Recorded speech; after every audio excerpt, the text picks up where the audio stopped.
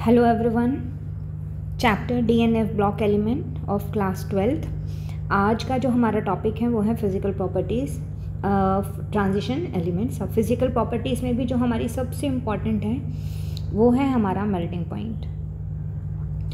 तो melting point very important, जो question पूछे जाते हैं वो हमारे मेल्टिंग पॉइंट से ही पूछे जाते हैं। बट उससे पहले जो हम मेटल्स की जो प्रॉपर्टीज़ होती हैं वो कुछ मैच करती हैं हमारे ट्रांजिशन एलिमेंट्स के साथ। अब वो कौन सी प्रॉपर्टीज़ हैं? जैसे कि हाई टेंसाइल स्ट्रेंथ। अब इसका समझिए, हाई टेंसाइल स्ट्रेंथ मीन्स आप मेटल को टेंशन दे रहे हैं, आप उसको तोड़ रहे हैं, मरोड़ रहे हैं, उसको काट रहे हैं, आप उसको टेंशन दे रहे हैं, तनाव दे रहे हैं। बट उसको तनाव को रोकने के लिए उसमें बहुत ज़्यादा स्ट्रेंथ है, वेरी वेरी हाई स्ट्रेंथ। ठीक है, तो एक तो ये प्रॉपर्टी हो गई। फिर उसके बाद डक्टिलिटी। डक्टिलिटी क्या होती है कि आपने लोहे को खींचा या मेटल को खींचा और उसको वायर में चेंज कर दिया।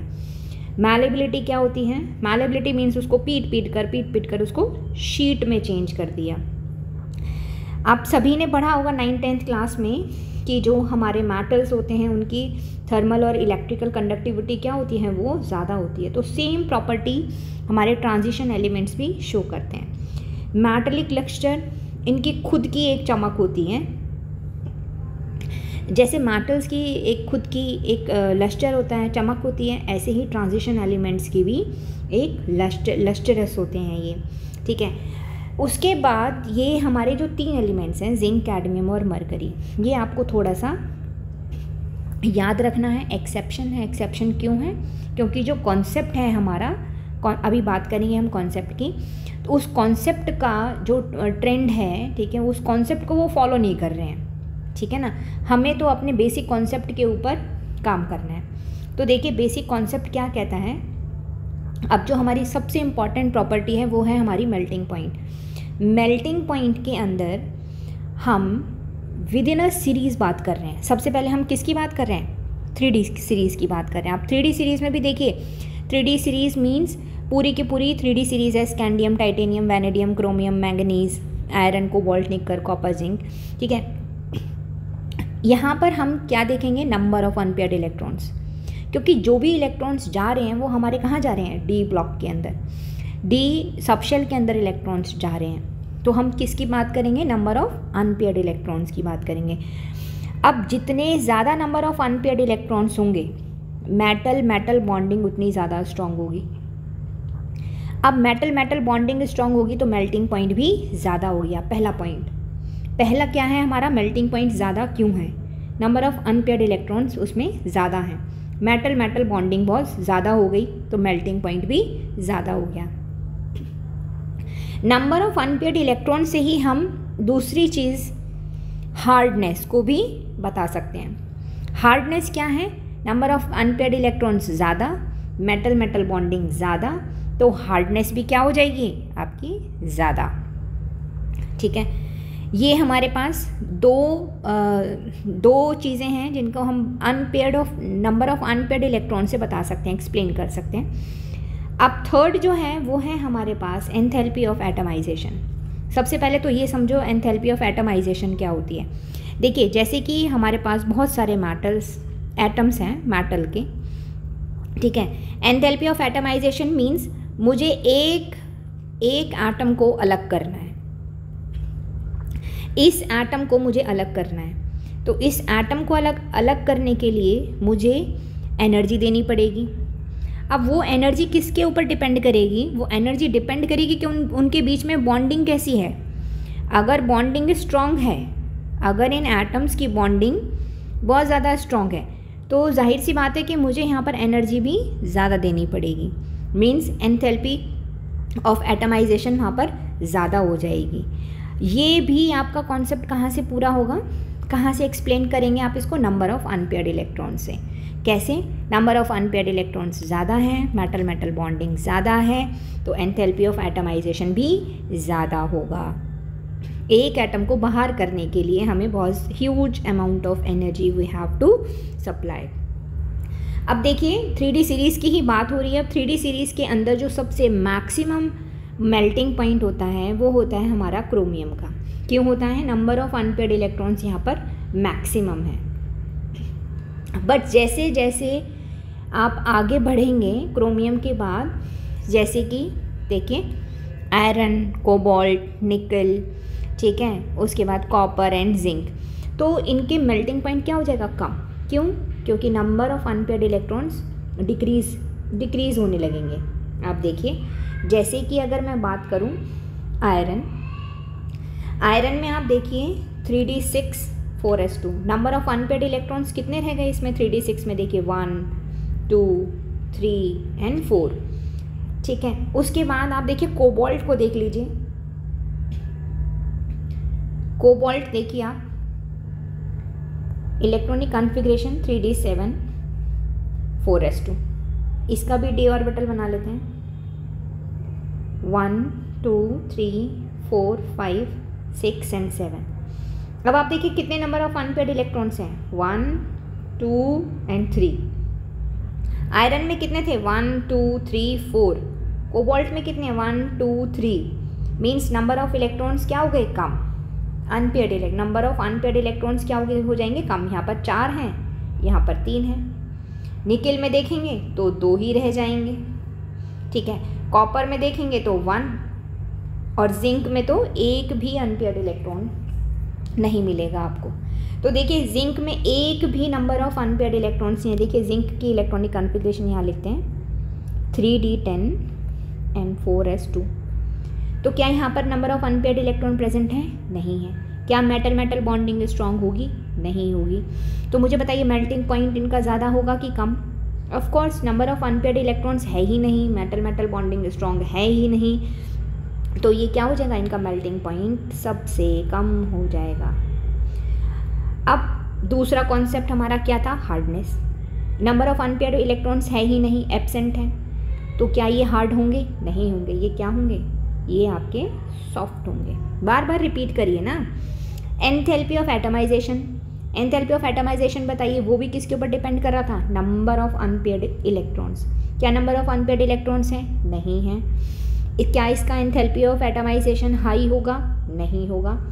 तो इसका एंथैल्पी ऑफ एटमाइजेशन ये क्या हो जाएगा, ये भी इसका कम हो जाएगा, ठीक है।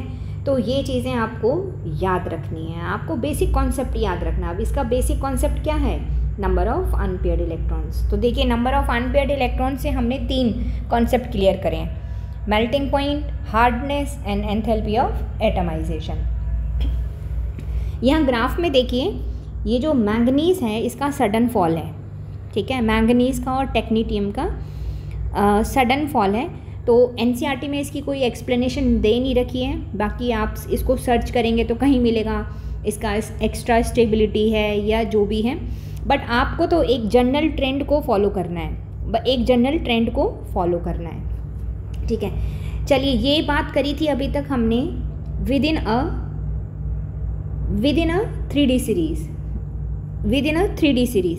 अब 4D सीरीज़, 4D सीरीज़ के अंदर भी सेम कॉन्सेप्ट होगा। नंबर ऑफ अनपेयर्ड इलेक्ट्रॉन्स ज़्यादा, मेटल मेटल बॉन्डिंग ज़्यादा, इंट्रैक्शंस ज़्यादा होंगी, मेल्टिंग पॉइंट भी ज़्यादा हो जाएगा। 5D के अंदर भी जैसे यहाँ पर 3D सीरीज़ के अंदर क्रोमियम में सबसे ज़्यादा नंबर ऑफ अनपेयर्ड इलेक्ट्रॉन्स थे, ऐसे ही 4D सीरीज़ के अंदर देखिए, ऐसे ही आपको ये याद रखना है। 3D के अंदर हमारे पास क्रोमियम, 4D के अंदर मॉलिबेडनम एंड 5D सीरीज़ के अंदर हमारे पास टंगस्टन है। ये 3 एलिमेंट्स याद रखिए, इनकी मैंने क्या ट्रिक बताई थी आपको, क्रोमियम, मॉलिबेडनम एंड टंगस्टन। अपनी अपनी सीरीज़ के अंदर इनका मेल्टिंग पॉइंट सबसे ज़्यादा होता है, क्रोमियम, मॉलिबेडनम एंड टंगस्टन। अब बात आती है कि इन बिटवीन सीरीज़ मीन्स अगर मैं कंपैरिजन करूं 3D सीरीज़ का 4D से, 4D सीरीज़ का 5D से, तब किसका मेल्टिंग पॉइंट ज़्यादा होगा। तो आप ये देखेंगे, देखिए यहाँ पर हमारा 3D सीरीज़, ये रहा 3D series, 4D series and 5D series. तो क्या कॉन्सेप्ट है वो ध्यान देंगे, ध्यान से सुनेंगे कि हैवी ट्रांजिशन मेटल्स, जो जितना हैवी होगा उसमें मेटल बॉन्डिंग उतनी ज़्यादा होगी और उसकी वजह से मेल्टिंग पॉइंट भी ज़्यादा हो जाएगा। ठीक है, तो अगर आप विद इन अ सीरीज़ बात कर रहे हैं तो वहाँ पर आप नंबर ऑफ़ अनपेयर्ड इलेक्ट्रॉन्स की बात करेंगे। बट अगर आप दो सीरीज़ के बीच में बात कर रहे हैं, मीन्स 3D 4D और 5D में कंपैरिजन कर रहे हैं, तब आप क्या देखेंगे कि कौन सा ट्रांजिशन मेटल आपका हैवी है। ठीक है, तो अब मुझे बताइए यहाँ पर ये टंगस्टन, मॉलिब्डेनम और क्रोमियम किसका सबसे हाईएस्ट पॉइंट होगा, हाईएस्ट मेल्टिंग पॉइंट होगा? टंगस्टन का। क्यों? क्योंकि ये बहुत हैवी है। देखिए एक बार ग्राफ में भी देख लेते हैं।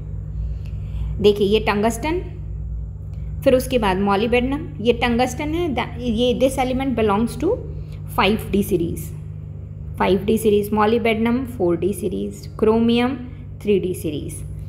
ठीक है, क्योंकि ये टंगस्टन है, बहुत हैवी मेटल है, जिसकी वजह से मेटल बॉन्डिंग बहुत ज़्यादा स्ट्रॉन्ग होगी, तो इसका मेल्टिंग पॉइंट भी सबसे ज़्यादा होगा। पर आप देखिए एक क्रोमियम और मैंगनीज के बाद ये ट्रेंड आपका और भी घटता चला जाता है। क्यों घटता चलाता है? फिर से same reason, number of unpaired electrons कम हो रहे हैं, उनकी मेटल बॉन्डिंग कम हो रही है, तो उनमें मेल्टिंग पॉइंट भी क्या हो जाएगा? कम हो जाएगा। ठीक है, अब आ जाइए इधर ये एक्सेप्शन की। देखिए जिंक, कैडमियम और मरकरी, इनका लो मेल्टिंग पॉइंट होता है, इनका लो एंथैल्पी ऑफ एटमाइजेशन होता है, और ये हार्ड होते हैं कि सॉफ्ट? ये सॉफ्ट होते हैं। क्यों? Again number of unpaired electron absent है, इसकी वजह से एब्सेंट है, इसकी वजह से ये सॉफ्ट है। नंबर ऑफ़ अनपेयर्ड इलेक्ट्रॉन्स नहीं है, इसकी वजह से मेल्टिंग पॉइंट भी इनका कम है। नंबर ऑफ़ अनपेयर्ड इलेक्ट्रॉन्स नहीं है, इसकी वजह से इनका लो एंथैल्पी ऑफ एटमाइजेशन है। तो जैसा ग्राफ आप ये मेल्टिंग पॉइंट का देख रहे हैं ना, सेम ग्राफ आपको एंथैल्पी ऑफ एटमाइजेशन का भी मिल जाएगा। ठीक है, अब एक क्विक रिवीजन। ठीक है, तो देखिए अभी तक हमने क्या पढ़ा। अगर मैं 3D सीरीज़ की बात करूं तो वहाँ पर हमें क्या देखने हैं? Unpaired electrons. अनपेयर्ड इलेक्ट्रॉन्स ज़्यादा, इसका मतलब क्या हो गया? आपका मेल्टिंग पॉइंट ज़्यादा। ठीक है, और हार्डनेस भी ज़्यादा हो जाएगी, और एंथैल्पी ऑफ एटमाइजेशन भी ज़्यादा हो जाएगी। बट अगर मैं बात करूं 3D, 4D और 5D की, ये रहा हमारी 3D सीरीज़,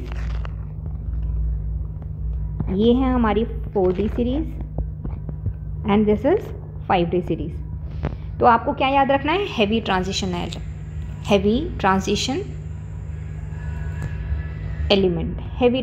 एलिमेंट। जो जितना ज़्यादा हैवी होगा वो उतना ज़्यादा स्ट्रॉन्ग बॉन्डिंग बनाएगा। तो देखिए 5D वाले जो हैं वो बहुत ज़्यादा इनकी बॉन्डिंग बहुत ज़्यादा स्ट्रॉन्ग होगी, तो इनका मेल्टिंग पॉइंट भी बहुत ज़्यादा होगा। 4D सीरीज़ में देखेंगे तो इनका मेल्टिंग पॉइंट क्या हो जाएगा? कम। 3D सीरीज़ थोड़े कम लाइट वेट होते हैं, एटॉमिक नंबर कम होता है, तो इनका मेल्टिंग पॉइंट और भी कम।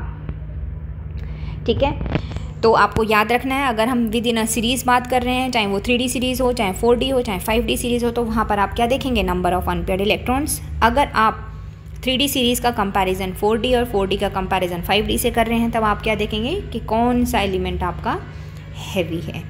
ठीक है, थैंक यू।